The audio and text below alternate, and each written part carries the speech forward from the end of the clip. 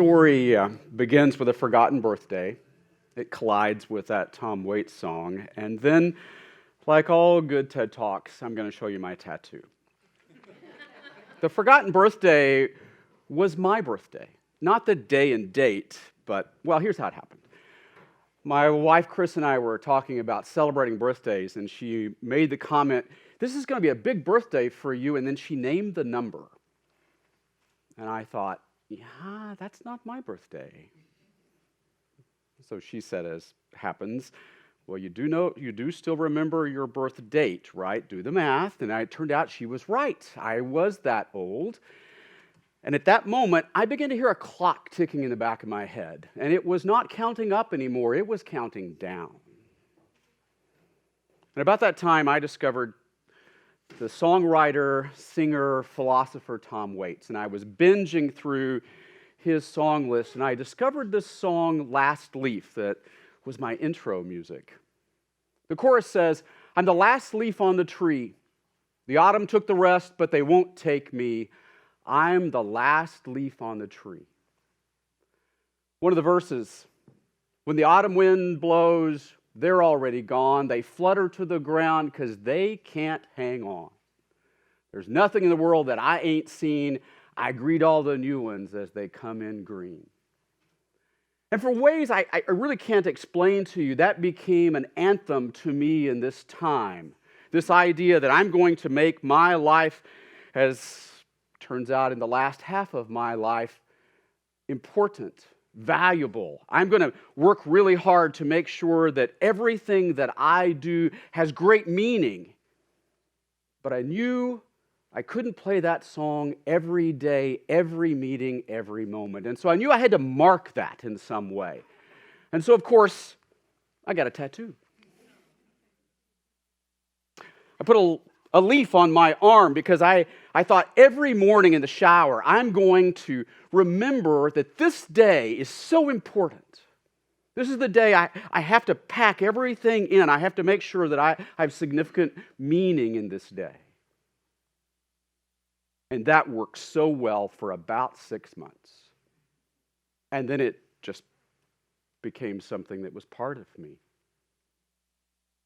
I realized that I wasn't living my life, developing the impact, developing the relationships, developing the momentum that I really wanted to have as I lived my life. Annie Dillard has this quote, "How we spend our days is how we spend our lives."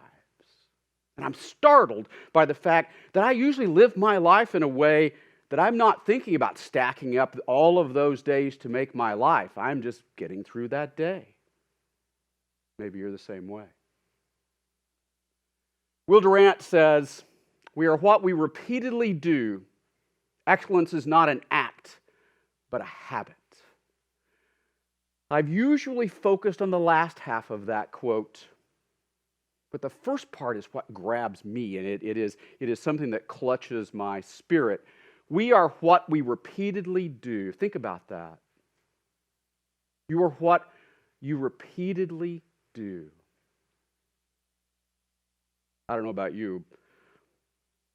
I have a book in me, maybe 2 books. I have relationships I need to deepen, reestablish, make more meaningful. I have a few things left. But if Will Durant is right, and Annie Dillard is right, it is not about what I think I want to do. It is about what I do day after day after day after day. So what about you? Is there a book in you? Is there a video in you? Is there a YouTube channel in you? Is there a comic book in you?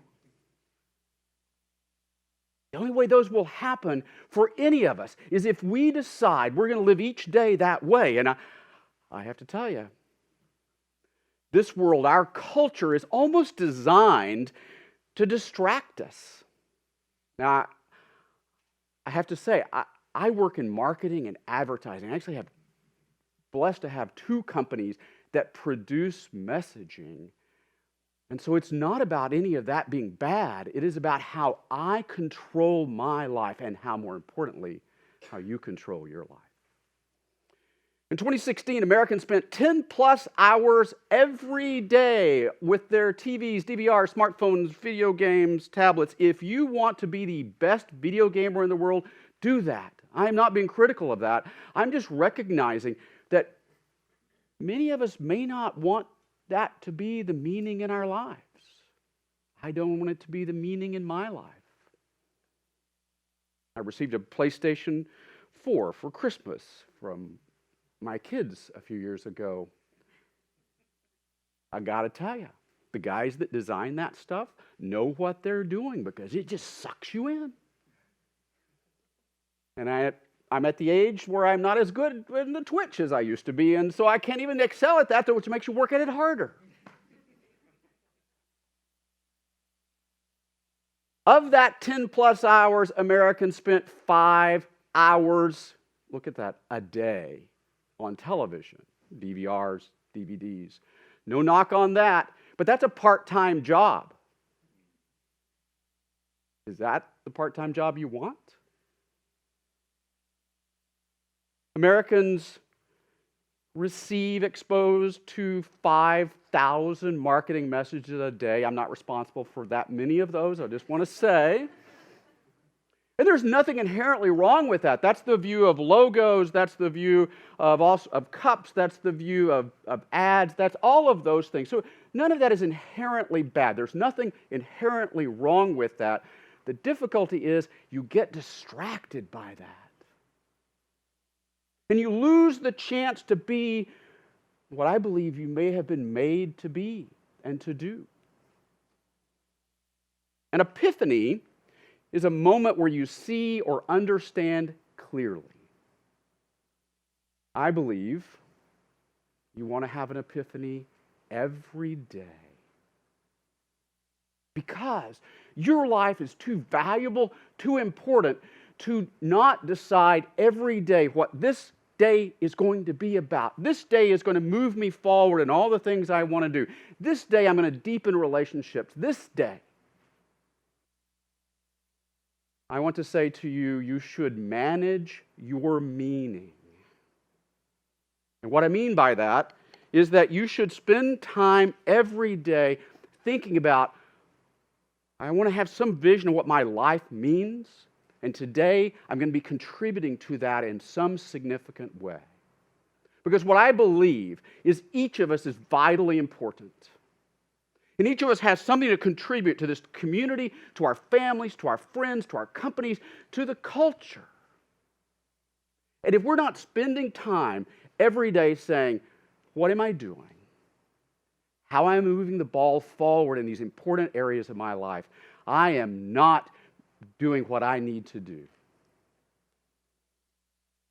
So, first thing I want to say to you is you have to learn the skill of pressing pause. It's not an easy skill to have. It's much easier to go fast forward. It's much easier to skip past the commercials. It's much easier to do a variety of things than it is to press pause. They've done some studies, and they're fascinating, about the fact that our brains, when we are encountering silence, an absence of input, our brains react differently than if we're receiving input that is noise, music. And I have become an advocate, a fan, a consumer of silence. My beloved would tell you that I am an introvert also, and so silence is easier for me, and that can be true. But I am also have come to understand how silence restores my brain. Think about your life. How much silence do you take in every day? How much time do you spend just pressing pause and saying, I'm going to be silent? Part of having silence in your life is you have to have a ritual. That's not a religious practice. That's something you do in the same order, close to the same time, the same way. A ritual. A ritual anchors. More importantly, it fights for your intention. It says to yourself and to the world, I'm going to do this.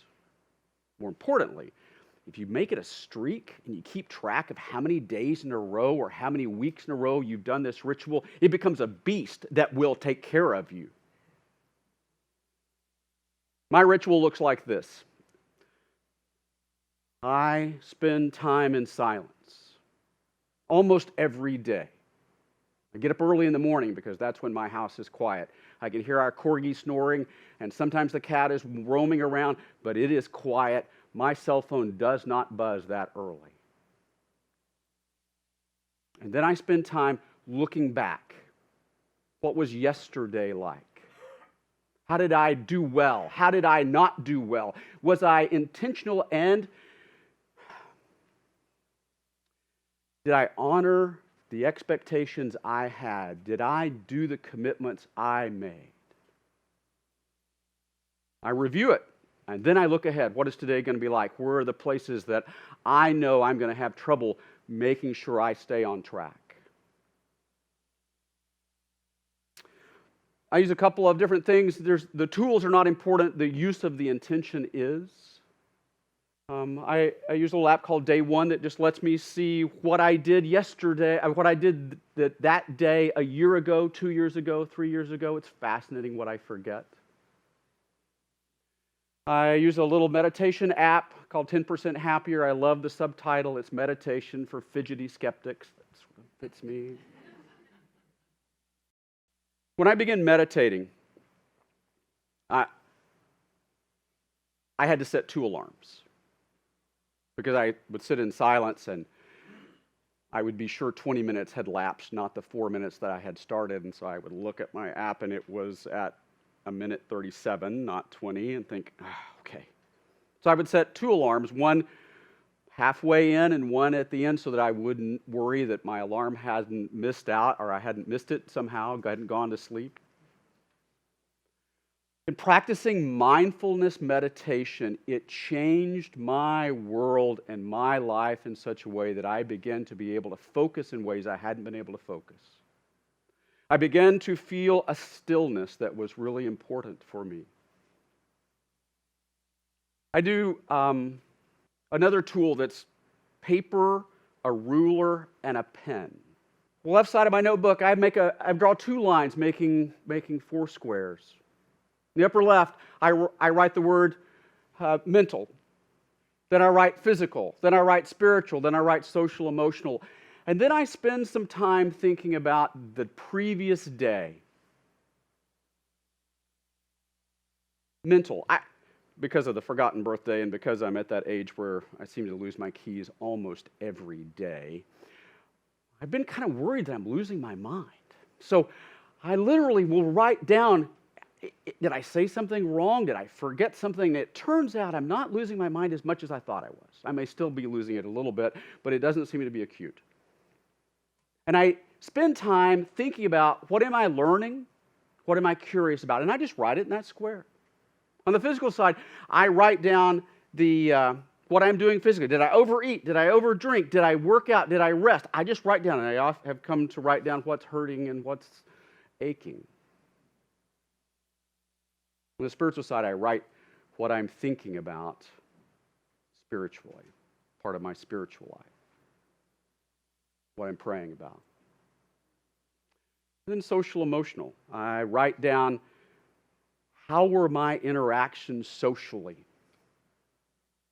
What were my emotions? This is where I write, anxiety was worse than it was. Worried about this TED thing. My anxieties are rising. I write down, what am I worried about? And I write down the significant relationships I had. So the question you should be asking is, does any of this make a difference? So mentally, I'm less convinced I'm losing my mind. You may have a different view, but I'm less convinced I'm losing my mind. And I know I'm on track with what I'm trying to learn and what I'm thinking about. Physical part, I'm running Spartan races. I'm in good shape. And I know when I overeat, overdrink, or don't take care of myself because I review it. Spiritually, this mindfulness meditation, this silence has allowed me to have what I'm pursuing in my life spiritually. Social, emotional. Here's the story. The most important person in my world is my wife. Some time ago, she told me I didn't have enough words for her. And as an introvert, I get that, right? I mean, words are precious. But now I track, did I have enough words? And I focus on the relationships. Did I spend enough time in a relationship and contact with people? And did I really focus on what I was doing? My question to you is this. Is your life worth having an epiphany every day? I think it is. I encourage you to manage your meaning in your life.